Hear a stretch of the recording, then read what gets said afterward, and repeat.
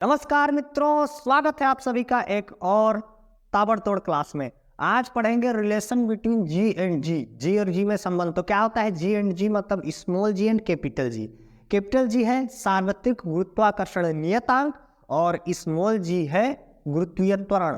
तो सार्वत्रिक गुरुत्वाकर्षण नियतांक और गुरुत्वीय त्वरण में क्या संबंध होता है वो पढ़ेंगे। देखिए 2 मिनट का है, तुरंत दिमाग में फिट होगा। ध्यान से बस देखते जाइएगा, ठीक है। समझना चालू करते हैं, आइए। तो मान लीजिए, क्या मान लीजिए, पृथ्वी, आप जानते हैं पृथ्वी क्या होता है, पूर्णतः गोलीय न होकर ध्रुवों से थोड़ी चपटी होती है।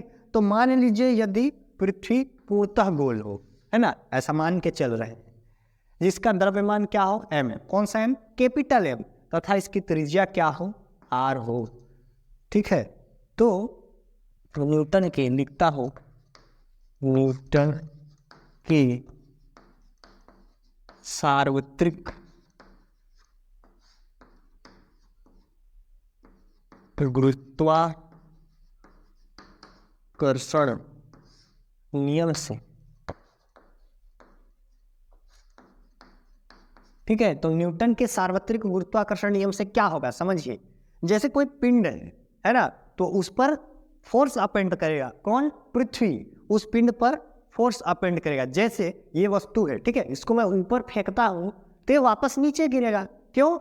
पृथ्वी उस पर फोर्स अपेंड कर रहा है। कौन सा फोर्स? गुरुत्वाकर्षण बल, ठीक है। कौन सा बल लगाएगा? गुरुत्वाकर्षण बल, जिसको क्या बोलते हैं, सार्वत्रिक गुरुत्वाकर्षण नियम से वो क्या हो जाएगा, वो बल F इज इक्वल टू क्या हो जाएगा, J M M upon R square. बात समझे? एम यहाँ पर पृथ्वी का द्रव्यमान है, और जब मैं वस्तु को ऊपर फेंकता हूँ, है ना, वो नीचे गिरता है। क्यों? क्योंकि पृथ्वी उस पर फोर्स लगाता है। और यहाँ जो स्मॉल एम है उस पिंड का द्रव्यमान है जिस पर पृथ्वी फोर्स लगाता है। आर पृथ्वी की त्रिज्या है, फोर्स जो लगा रहा है पृथ्वी उस पिंड पर। समझ आ गया ना? ये हो गया, इसको मान लीजिए इक्वेशन 1। तथा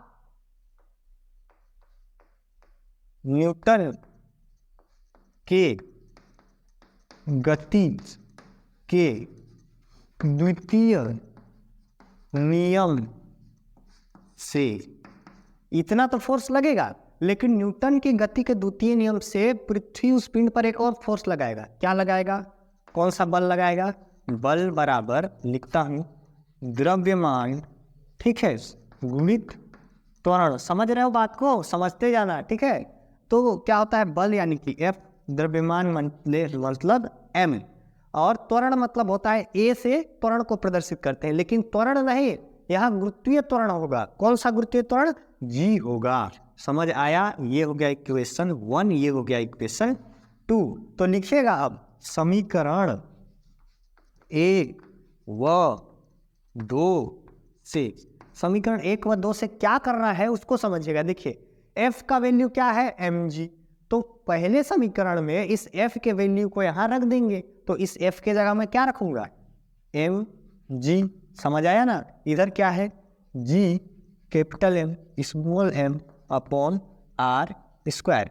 समझ आया? देखिए इधर भी m है, इधर भी m है, स्मॉल m।